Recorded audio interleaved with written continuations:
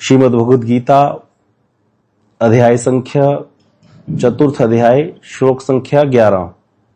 इससे पहले श्लोक हो गया था, सबको समझ में आ गया। वीत राग भय क्रोधा मन में आप ये वाला श्लोक आ गया ना सबको समझ में। इसमें कोई शंका किसी को हो, इसमें कोई बताएगा? हाँ जी, कौन? वेणु प्रभु जी बताइए। नहीं प्रभु जी, मैंने पूछना था एक्चुअली। हाँ बोलो। तो प्रभु जी इसमें ना लास्ट में आया कि इस प्रकार भय राग भय और क्रोध से मुक्त रहित होकर मुझे ही सतत दर्शन करते हुए भलीभांति मेरे शरणागत होकर मुझे ही प्राप्त करते हैं। थोड़ी जैसे मतलब जो बोध है वो तो मतलब किसी चीज को मतलब उसको शून्य में, जैसे ज्ञानी तो मतलब निराकार की उपासना कर रहे हैं, तो बोध किसको प्राप्त कर देते? शून्य कर देते हैं भगवान की सत्ता। अगले श्लोक में इसका उत्तर आएगा, अगले श्लोक में इसका उत्तर आएगा। भगवान जो अगला श्लोक है उसमें यही कह रहे हैं, जो आपके मन में प्रश्न है ना कि वो कहाँ जाते हैं, फिर कर्मी कहाँ जाते हैं, योगी कहाँ जाते हैं, ज्ञानी कहाँ जाते हैं, भक्त कहाँ जाते हैं। भक्तों की तो बात बता दी भगवान ने, भक्त मुझे प्राप्त करते हैं। जो राग द्वेष शून्य हो गए हैं, भय से मुक्त हो गए हैं, क्रोध से मुक्त हो गए, वो मुझे प्राप्त करते हैं। अगले श्लोक में भगवान बताएंगे ये यथा माम प्रपदन्ते। अगला श्लोक यही है कि जो जैसे मेरा भजन करता है वैसे मैं भी उनका भजन करता हूँ उस हिसाब से, और उसी प्रकार उनको फल प्रदान करता हूँ। ये इंपॉर्टेंट श्लोक है, इसीलिए ये श्लोक हम करते हैं अभी।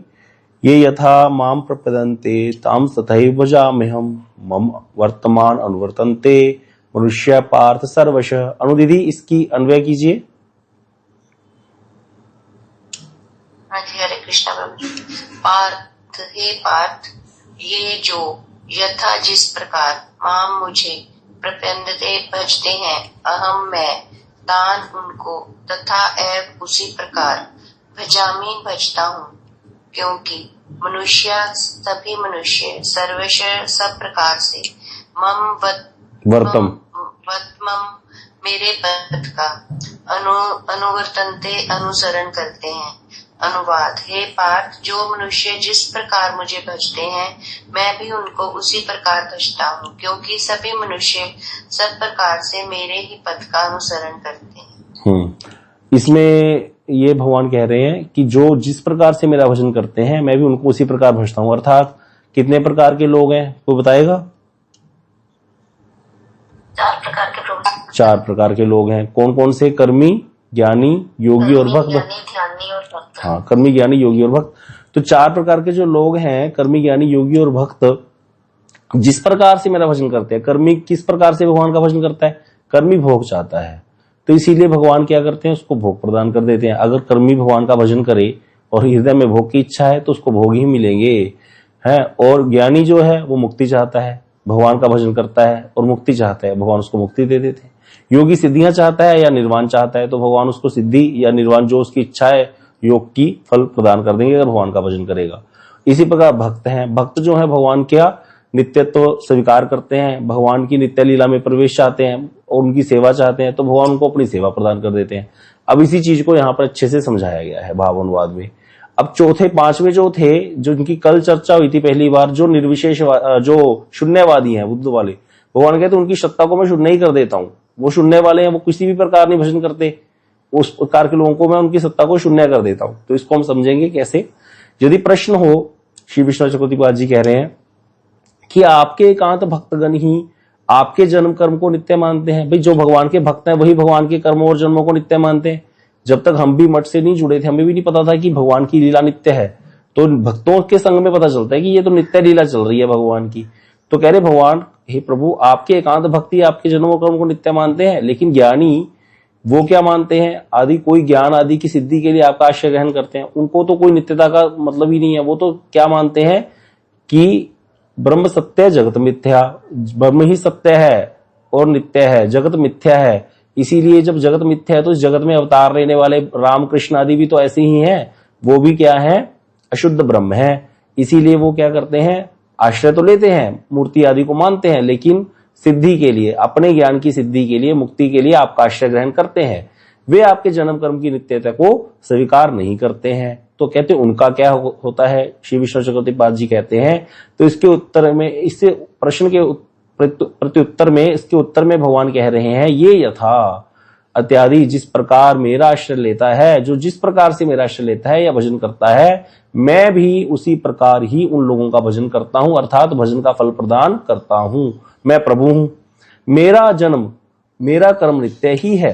यद्यपि मेरा जन्म और कर्म नित्य ही है भगवान कहते हैं, लेकिन जो व्यक्ति मेरे बारे में ऐसा सोचकर उन लीलाओं में विशेष मनोरथ के साथ मेरा भजन करके सुख प्रदान करते हैं, अर्थात जो तो मेरे भक्त हैं, जो ऐसे सोचते हैं कि मेरी लीला नित्य है, तो मैं भी क्या करता हूं, मैं कौन हूं कहते, जो कर्तुम अकर्तुम अन्यथा कर्तुम है भगवान। कर्तुम अकर्तुम जो हो सकता है करने ना करने, करना ना करना और अन्यथा करने में समर्थ, जो होना है उसको टाल सकते हैं, जो नहीं होना उसको कर सकते हैं भगवान, जो होना है उसको ना कर सकते हैं, और अन्यथा कुछ नहीं जो है उसको भी करने में समर्थ है भगवान।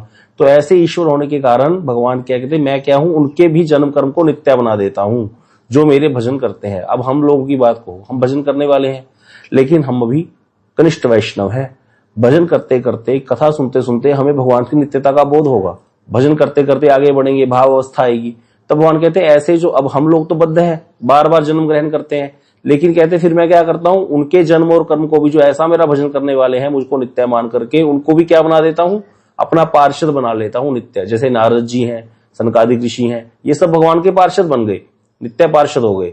इसी प्रकार भगवान की लीला के हनुमान जी इत्यादि सब पार्षद है भगवान के, नित्य है। हनुमान जी हर युग में है, चारों युग प्रताप तुम्हारा है, प्रसिद्ध जगत उजियारा, गाते हैं ना। तो चारों युगों में भक्तों का प्रताप रहता है, भगवान उनको अपना पार्षद बना लेते हैं, और यथा समय उनके साथ अवतीर्ण होकर के और अंतर्धान होकर के अनुक्षण उनके प्रति अनुग्रह करते हुए प्रेम के रूप में उनके भजन का फल प्रदान करता हूं। हनुमान जी रामलीला में थी, कृष्ण लीला में भी थे, किसी ने शायद याद हो किसी को, कृष्ण लीला में भी हनुमान जी के दर्शन हुए हैं भक्तों को।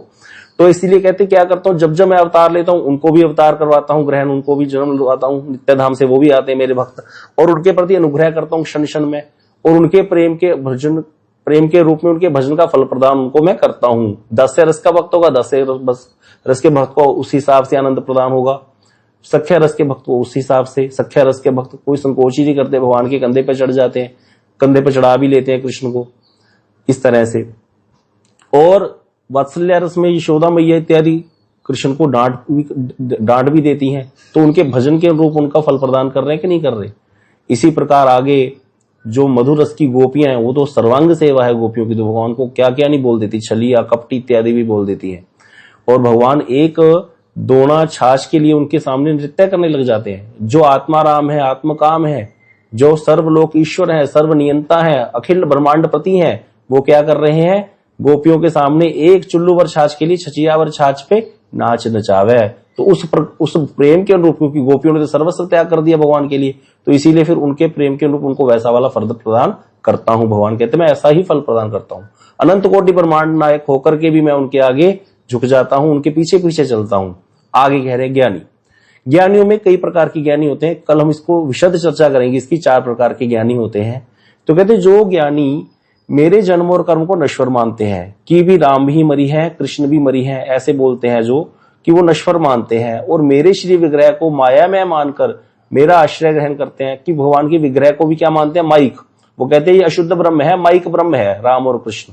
मैं भी उन्हें पुनः नश्वर जन्म कर्मशील माया के जाल में पतित कर जन्म मृत्यु रूप दुख प्रदान करता हूं। ज्ञानी कई प्रकार के होते हैं, 4 प्रकार के ज्ञानी होते हैं। विष्णु चक्रवर्ती पाद जी ने समझाया इसको अच्छे से, कल हम इसको अच्छे से चर्चा करेंगे।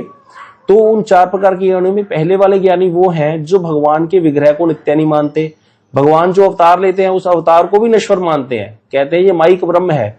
तो कहते हैं उनको क्या करता हूं मैं, जन्म मृत्यु रूपी दुख प्रदान करता हूं, उनका कुछ भी नहीं होता, मतलब उनको मुक्ति भी नहीं मिलती।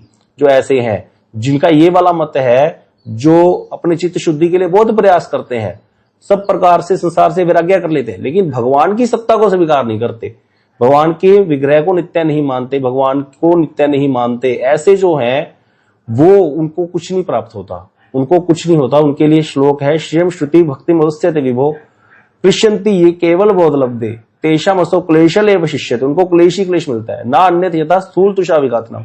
जैसे चावल कहते हैं, धान में से चावल निकाल दिया, पीछे बच गई भूसी। अब भूसी को जितना मर्जी कूटते रहो, परिश्रम ही प्राप्त होगा, निकलेगा तो नहीं कुछ, उसमें से दाना तो पहले ही निकल चुका है। इसी प्रकार जो भगवान के विग्रह को नहीं मानते नित्य, जो भगवान कहते हैं, जो अगर वो ज्ञानी है, मुक्ति प्राप्त करना चाहता है, तो उनको मुक्ति भी नहीं मिलती, उनको जन्म और मृत्यु रूपी दुख में संसार ही मिलता है।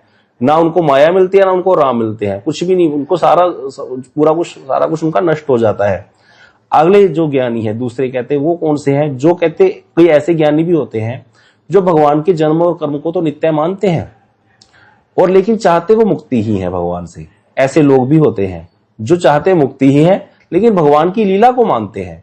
जो ज्ञानी मेरे जन्म और कर्म को नित्य और मेरे विग्रह को सच्चिदानंद जानते हैं, मतलब वो मूर्ति में भगवत बुद्धि ही करते हैं विग्रह में, लेकिन चाहते हैं ज्ञान की सिद्धि, मोक्ष ही चाहते हैं वो। उनको भगवान का भक्ति ऐसा वाला प्रेम नहीं चाहिए, उनको चाहिए मुक्ति ही भगवान से। तो कहते ऐसे जो हैं जो मेरी से मुक्ति ही चाहते हैं लेकिन मेरी नित्यता को स्वीकार करते हैं, उनको कहते स्थूल और श्रीलिंग का त्याग चाहने वाले उन मुमुक्षुओं को, मतलब वो क्या चाहते हैं कि हम मुक्त हो जाएं ये शरीर के कारण। बहुत एक्चुअली वो ज्ञानी वो होते हैं जो भगवान की सत्ता को तो स्वीकार करते हैं, सब कुछ करते हैं, लेकिन वो शरीर के कारण जो इतना दुख कष्ट प्रदान हो रहा है ना हमको, जब से शरीर मिला तब से कष्ट है, देख लो है भाई। तो इसीलिए वो स्थूल और लिंग शरीर का त्याग चाहते हैं बस, कि हमें शरीर नहीं लेना। भक्त तो कभी कहते नहीं कि हमें शरीर नहीं लेना, तो कहते प्रभु जितना मर्जी कष्ट आ जाए बस आपके भक्तों का संग मिलता रहे। जन्म मोए इच्छा यदि तोर, भक्त गृह जनी जन्म हो मोर, कीट जन्म हो यथा तुआ दास, बहिर्मुख ब्रह्मा जन्मे नहीं आश। कीड़े का जन्म मिल जाए लेकिन आपका दास कहा हूं तो मुझे मंजूर है, लेकिन बहिर्मुख होकर के ब्रह्मा बनना भी मुझे स्वीकार नहीं है। ऐसा भक्तों की अभिलाषा होती है। लेकिन ज्ञानी कहते हैं हमें इस पचड़े में पड़ना ही नहीं, हमें संसार नहीं चाहिए, हमें शरीर ग्रहण चाहिए ही नहीं, हमें शरीर मत दो, हमें मुक्ति चाहिए, बहुत हो गया ये, परेशान हो जाते हैं वो। इसीलिए वो जो लोग हैं कहते हैं स्थूल और लिंग शरीर का जो त्याग चाहते हैं, उन मुमुक्षुओं को, मुमुक्षु अर्थात मुक्ति की इच्छा करने वालों को मैं क्या करता हूं, ब्रह्मानंद प्रदान कर देता हूं, ब्रह्म में लीन कर लेता हूं। अविद्या से उत्पन्न क्या करता हूं, उसको प्रदान करके अविद्या से उत्पन्न जन्म मृत्यु रूपी जो संसार है उसका नाश कर देता हूं। भजन का ये फल उनको प्रदान कर देता हूं, किनको, जो मेरे विग्रह को नित्य मानते हैं लेकिन चाहते मेरे से मुक्ति ही है उनको। अतएव ऐसा नहीं है कि केवल मेरे भक्तगण ही मेरा आश्रय ग्रहण करते हैं। कहते सिर्फ मेरे भक्ति मेरा आश्रय ग्रहण नहीं करते, भगवान कहते ज्ञानी कर्मी योगी तपस्वी जितने भी हैं, त्यागी और देवता उपासक जितने भी हैं, देवताओं को मानने वाले, अनेक प्रकार के देवताओं की जो उपासना करते हैं, इंद्र वरुण आदि की, कई लोग राहु को श्राप चढ़ा के आते हैं, इस प्रकार से राहु केतु को भी मानते हैं, सभी देवताओं को मानते हैं। ऐसे सभी श्रेणी के लोग मेरे पथ का अनुसरण करते हैं, क्योंकि भगवान ने ही विधान बनाया है सबका। तो इसीलिए कहते हैं मैं सर्वस्वरूप हूं, ज्ञान कर्म आदि सभी मेरे ही पथ हैं, मैंने ही तरीका बताया। तीसरे अध्याय में आया था भगवान ने जब अर्जुन को कहा कि तुम अगर निष्काम कर्म योग का आश्रय ग्रहण नहीं कर सकते तो सकाम कर्म योग का आश्रय ग्रहण करो। फल की इच्छा है कोई बात नहीं, मैंने देवताओं को नियुक्त किया हुआ है, उन देवताओं को इच्छित जो है, जो तुम क्या करोगे यज्ञ के द्वारा उनको आहुति प्रदान करोगे, वो देवता आहुति लेकर के फिर तुमको इच्छित फल प्रदान करेंगे जो मेरे द्वारा निर्धारित किए गए हैं। तो भगवान ने इस प्रकार से सारी व्यवस्था बनाई है। इसलिए भगवान कहते जो जैसे भजन करता है, जो जिस प्रकार से करता है उसी प्रकार से उसको फल प्राप्त हो जाता है। इसमें कोई वो नहीं है। यहाँ पर इसको अब आगे और अच्छे से समझा रहे हैं गुरुदेव, इसको समझते हैं। ये तो यहां तक समझ आ गया ना सबको, कोई प्रश्न तो नहीं है इसमें। अब अगली वृत्ति पढ़ते हैं। गुरुदेव कह रहे हैं कि यहाँ पर ये श्लोक है श्रीमद् भागवतम का। इस श्लोक के द्वारा यह विदित होता है कि लोग जिस कामना के उद्देश्य से भगवान श्री हरि का आश्रय ग्रहण करते हैं अर्थात उपासना करते हैं, भगवान भी उनकी कामना के अनुरूप ही फल प्रदान करते हैं। जैसी कामना रख करके कोई भगवान की उपासना करेगा वैसा फल उसको प्रदान कर देंगे प्रभु। शुद्ध भक्तगण भगवान के क्या करते हैं, शुद्ध भक्त भगवान के सच्चिदानंद विग्रह की नित्य सेवा की प्राप्ति के लिए भगवान की आराधना करते हैं। तो भगवान ऐसे प्रेमी भक्तों को क्या करते हैं, अपना नित्य परिकर बनाकर उनको अभिलिषित प्रेममयी सेवा प्रदान करते हैं। जो शुद्ध भक्त है उनको अपना नित्य परिकर बना लेते हैं। अब आगे आते हैं निर्विशेष ज्ञानी, निर्विशेषवादी, जो भगवान की जो है भगवान कहते हैं भगवान का कोई रूप नहीं है, भगवान निर्विशेष है, निराकार है, निरंजन है। तो ऐसे निर्विशेष ज्ञानियों को भगवान उनकी कामना के अनुसार क्या करते हैं, अपने निर्विशेष आविर्भाव विशेष, जो भगवान का भी एक निर्विशेष रूप है, जो भगवान की शरीर से ज्योति निकलती है ना, उसको निर्विशेष ब्रह्म ज्योति बोला जाता है। तो कहते उनको मैं क्या करता हूं, उस ब्रह्म में निर्वाण रूपी मुक्ति प्रदान कर देता हूं। वो ब्रह्म में लीन हो जाते हैं, मेरी ज्योति में आकर के लीन हो जाते हैं, ब्रह्मलोक में पहुंच जाते हैं। जो सकाम कर्मी है, जिनको भोग चाहिए संसार के, उनके निकट कहते भगवान क्या करते हैं, कर्म फलदाता ईश्वर के रूप में प्राप्त होते हैं, उनको कर्मों के फल प्रदान करते हैं। अच्छे कर्म का अच्छा फल, बुरे कर्म का बुरा फल। यहां पर कोई जो है इस प्रकार का वो नहीं है कि भगवान है तो वो बुरे कर्म का अच्छा ही फल देंगे, नहीं। बुरे कर्म का बुरा फल, अच्छे कर्म जैसा करेगा वैसा भरेगा। सकाम कर्मियों के निकट भगवान कर्म फलदाता के ईश्वर के रूप में है। योगियों के निकट क्या है, वो ईश्वर के रूप में या तो विभूति दे देंगे, उनको योग की विभूतियां होती हैं, अनिमा मणिमा लघिमा अष्ट सिद्धियां नवनिधियां, या तो वो दे देंगे अगर वो चाहता है, या फिर कैवल्य परमात्मा में लीन होना चाहते हैं योगी, परमात्मा सायुज्य प्राप्त करना चाहते हैं तो उनको वो कैवल्य प्रदान कर देंगे। किंतु सभी प्रकार की प्राप्तियों में गोलोक व्रज में यहां पर जो है गुरुदेव मत दे रहे हैं अपना कि भाई इन सारी प्राप्तियों में ज्ञानियों को अपने अनुसार मिल रहा है, योगियों को अपने अनुसार फल मिल रहा है, कर्मियों को अपने अनुसार फल मिल रहा है अपनी इच्छा के अनुसार, और भक्तों को अपनी इच्छा के अनुसार फल मिल रहा है। इस सारी प्राप्ति में गोलोक व्रज में कृष्ण ब्रजेंद्र नंदन कृष्ण की प्राप्ति जो है, सेवा की प्राप्ति सर्वश्रेष्ठ है। इवन की जो साकेत धाम में भी राम जी की सेवा है, वहां पर भी संभ्रम है, वहां पर कहीं ना कहीं भगवान के प्रति ऐश्वर्य बुद्धि है। भगवान विभीषण जी को सखा सखा कहकर के गले लगा लेते हैं राम जी, लेकिन विभीषण जी सकुचा जाते हैं। भगवान तो उनको कर रहे हैं प्रेम, लेकिन वो सकुचा जाते हैं क्योंकि उनको क्या लगता है ये भगवान है या फिर ये राजा है। इस प्रकार की बुद्धि हमेशा रहती है विभीषण जी के मन में। लेकिन कृष्ण के सखाओं को कभी ये लगता नहीं है। कृष्ण के सखा कृष्ण को अपने जैसा ही समझते हैं। तो इसीलिए जहां पर कह रहे हैं, जहां पर कोई वैसा ऐश्वर्य बुद्धि है ही नहीं भगवान के प्रति, भगवान वाली, वो सर्वश्रेष्ठ प्राप्ति है जो कि सिर्फ ब्रजेंद्र नंदन कृष्ण के लिए ही हो सकती है। इसीलिए यहां पर गुरुदेव अच्छे से समझा रहे हैं आगे, अगली वाली ये इंपॉर्टेंट अच्छे से समझना जरूरी है इसको। श्री गीता के श्लोक के द्वारा यह ठीक प्रकार से समझना चाहिए कि जो जिस जिस प्रकार से भजन करते हैं उन्हें अपनी अपनी कामना के अनुसार ही फल प्राप्त होता है। उनका फल, सबका फल कदापि समान नहीं होता। अब यहां पर कई लोग ना संसार की एक एग्जांपल देते हैं कि भैया देखो हमने जाना था दिल्ली, अब कोई व्यक्ति दिल्ली जा रहा है पैदल, कोई व्यक्ति दिल्ली जा रहा है जो है बैलगाड़ी में, कोई व्यक्ति दिल्ली जाने के लिए उसने चूज कर लिया स्कूटर, किसी व्यक्ति ने दिल्ली जाने के लिए चूज कर ली कार, किसी व्यक्ति ने दिल्ली जाने के लिए प्राइवेट बस ले ली, और किसी व्यक्ति ने ट्रेन ले ली जो सुपरफास्ट ट्रेन है उसमें बैठ गया, और कोई व्यक्ति हवाई जहाज से दिल्ली जा रहा है। लेकिन सबका उद्देश्य तो दिल्ली जाना ही है ना, तो वो दिल्ली पहुंच जाएंगे, बस कोई जल्दी पहुंच जाएगा, कोई वहां लेट पहुंच जाएगा। तो इसीलिए कहते हैं पहुंचना तो सबने एक जगह ही है, कोई चिंता नहीं है। तो यहां पर ये वाले मत का हो गया खंडन, ऐसा नहीं है। ज्ञानियों को उनके अनुसार ही फल मिलेगा। एक बहुत बड़े कोई हुए हैं जिन्होंने लोगों को बहुत भ्रमित किया, ओशो नाम के, वो यही कहते थे मीरा को जो सुख प्राप्त होता था कहता भक्ति करके, वही सुख बुद्ध को प्राप्त हो रहा है ज्ञान मार्ग के द्वारा, जो बुद्ध नहीं, कभी नहीं हो नहीं सकता। ये श्लोक खंडन करता है इन बातों का, इसको समझना पड़ेगा। ज्ञानियों को जो सुख मिलेगा, भक्तों को जो सुख मिलेगा उसमें डिफरेंस है। ज्ञानियों को मुक्ति वाला सुख मिलेगा, लेकिन भक्तों को जो सुख प्राप्त होता है, आनंद प्राप्त होता है, वो कहीं भी तुलनात्मक नहीं है, किसी से भी तुलना नहीं की जा सकती उसकी। तो इसीलिए यहां पर ये समझना चाहिए कि सबका फल कभी समान नहीं हो सकता। कई लोग कहते हैं नहीं भैया दिल्ली जाना है, उद्देश्य दिल्ली जाना है, बस कैसे भी बैठ जाओ। ऐसी इस प्रकार की चर्चा इतने बड़े बड़े संत ऐसी करते हैं। एक निर्विशेषवादी पहुंच गए किसी संत के पास, उन्होंने कहा महाराज जी मैं तो कैवल्य मुक्ति वाला हूं, मैं तो वो हूं, क्या उसका नाम, कैवल्य मुक्ति वाला नहीं, मैं तो अद्वैतवादी हूं। तो अब मैं शुरू से इसी को फॉलो करता आ रहा हूं। अब मैंने सुना आप भी पहले अद्वैतवादी से, अब आप हो गए भक्त, तो मुझे बताइए। तो वो कहने लगे हाँ सब एक ही है, सब ब्रह्म ही है, सब एक ही है। बताओ, राधा जी का भजन करने वाले, कृष्ण का भजन करने वाले, जो जैसा आ रहा है उनको वैसे वैसे ही कह रहे हैं हाँ सब ठीक है। हनुमान जी वाले चले गए तो हाँ वही ठीक है, सब ठीक है, सब एक ही है, सब एक ही है। सब एक कैसे हो गया भैया? अंधेर नगरी चौपट राजा, टके शेर भाजा, टके शेर खाजा, ऐसा कौन सा देश है? वहां तो अंधेर नगरी है, फिर ऐसे नहीं है। वो अलग बात है कि सब अपनी अपनी जगह है, जहां जहां जो है उसको उसके अनुसार फल मिलेगा, भगवान ने बोल दिया। ये श्लोक बहुत इंपॉर्टेंट है, समझने वाला है। लेकिन ऐसे कभी नहीं हो सकता कि सबका फल समान होगा। जो ज्ञानियों को प्राप्त होता है वो ज्ञानियों को ही है, वो भक्तों को नहीं प्राप्त होता। भक्तों का फल अलग अलग है, समझना पड़ेगा इसको।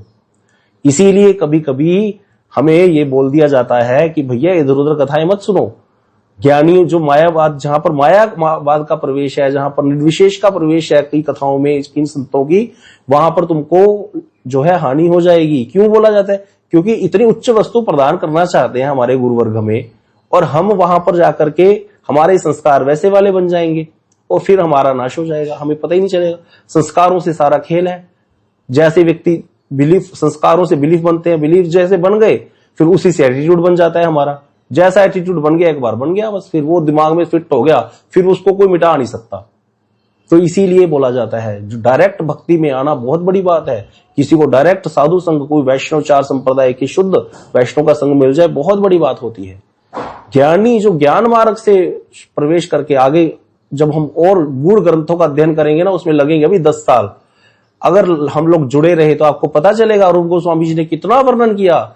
जहां कहीं भी जो व्यक्ति ज्ञान मार्ग में आकर के फिर दोबारा भक्ति में प्रवेश करता है ना, चाहे जितना मर्जी आगे बढ़ जाए, वो ज्ञान की जो छोटे छोटे धब्बे हैं ना, वो जाते नहीं है। वो कहीं ना कहीं उसका थोड़ा सा अंश दिख जाएगा बाद में भी। ये बात पक्की है, पक्की। वहां रूप गोस्वामी जी ने कितनी एग्जांपल्स दी हैं। कहीं ना कहीं जाकर के ध्यान मार्ग वाले, ज्ञान मार्ग वाले जो है, वो वहां पर उनका कुछ ना कुछ अंश वैसा वाला दिख जाएगा उनके भजनों में, उनकी जो वो, क्योंकि कोई भी संत है वो अपनी शिक्षा पद्धति देके ही जाएगा बाद में जाता हुआ, तो वहां पर कुछ ना कुछ अंश आपको मायावाद का प्रवेश थोड़ा बहुत मिल ही जाएगा। केवल मात्र शुद्ध भक्त जो भगवान के हैं उनमें ही है ये बात कि वहां पर कोई आपको थोड़ा सा भी अंश मायावाद का प्राप्त नहीं होगा। तो इसीलिए यहां पर ये कह रहे हैं सबका फल कदापि भी समान नहीं हो सकता। मनुष्य पार्थ सर्वशः, यहां पर जो बता रहे हैं इसका अर्थ कुछ लोग इस प्रकार से करते हैं कि जो जैसा भी करे, मनुष्य पार्थ सर्वशः, सभी भगवान के पथ पे हैं भैया, भजन के पथ पे हैं, चाहे ज्ञान मार्ग अपनाओ, मैं ब्रह्म हूं करते रहो, सोहम सोहम वाले भी एक ही बात है, एक ही फल प्राप्त होगा। यह भ्रांत धारणा है, गुरुदेव ने कह दिया। देख लो, ये गुरुदेव ने अच्छे से समझाया इसको, इसलिए यह स्वार्थ सर्वथा भ्रांत धारणा है कुकर्मियों की, ज्ञानियों की, भक्तों की और प्रेमी भक्तों की अंत में एक ही गति होगी। यह बात विचार गीता का नहीं है, कभी नहीं हो सकता, ऐसा कभी नहीं हो सकता। गीता में आगे भगवान बोलेंगे 9वें अध्याय में, यान्ति देवव्रता देवान, जो देवताओं का भजन करने वाले हैं वो देवताओं को प्राप्त होंगे, पितरों का भजन करने वाले पितरों को प्राप्त होंगे, पितर लोग जाएंगे, जो भूतों को पूजने वाले हैं वो भूतों को प्राप्त होंगे, और जो मेरा भजन करते हैं वो मुझे ही प्राप्त होंगे। यहां पर भगवान ने साफ बोल दिया। इसीलिए जो व्यक्ति जिस प्रकार से, जिस भाव से मेरे प्रति प्रपत्ति स्वीकार करते हैं, मैं उनका उसी भाव से भजन करता हूं। सभी भक्तों का चरम उद्देश्य स्वरूप मैं सबको ही प्राप्त हूं। जो शुद्ध भक्त हैं वो क्या करते हैं, सच्चिदानंद विग्रह नित्यकाल सेवा कर मेरी सच्चिदानंद विग्रह की सेवा उनको प्राप्त होती है नित्य गोलोक धाम में। निर्विशेषवादियों को क्या करता हूं, कहते हैं मैं उनको आत्मविनाश द्वारा, उनकी आत्मविनाश मतलब उनका आत्मा का ही नाश हो जाता है। निर्विशेषवादी क्या करते हैं, अपने स्वरूप का तो ज्ञान हुआ ही नहीं ना, 4 प्रकार का ही स्वरूप हो सकता है आत्मा का, सख्य दास्य वात्सल्य मधुर, वो वाला तो स्वरूप नष्ट ही हो गया। निर्विशेष ब्रह्म में निर्वाण मुक्ति ले ली, तो उनको मैं वही दे देता हूं। मेरे सच्चिदानंद विग्रह को जो नित्य स्वीकार नहीं करते, उनके सच्चिदानंद स्वरूप का भी लोप हो जाता है, उनको कुछ प्राप्ति नहीं होता। उनमें भी निष्ठा वेद के अनुसार किसी को तो निष्ठा जन्म दे देता हूं, जो शून्यवादी हैं फिर उनको शून्य स्वरूप होकर के उनकी सत्ता को भी शून्य कर देता हूं। तो यहां पर भगवान ने साफ बोल दिया, जो जड़ कर्म, जड़ विधिवादी हैं, उनके आत्मा को आच्छादित चेतन रूप में जड़ पराये जो है भोग प्रदान कर देता हूं। इसको हम कल अच्छे से वो समझेंगे। ये श्री विपिन ठाकुर जी की टीका बहुत बढ़िया है, इसको अच्छे से समझना है। कल दोबारा इसको लेंगे श्लोक को, और किसी को कोई प्रश्न हो तो जरूर पूछेगा। ये अच्छे से समझना जरूरी है, यहाँ पर कई लोग जो है चूक जाते हैं। इस समय हो गया है। वांछा कल्पतरुभ्यश्च कृपा सिंधुभ्यश्च पतितानां पावनेभ्यो वैष्णवेभ्यो नमः।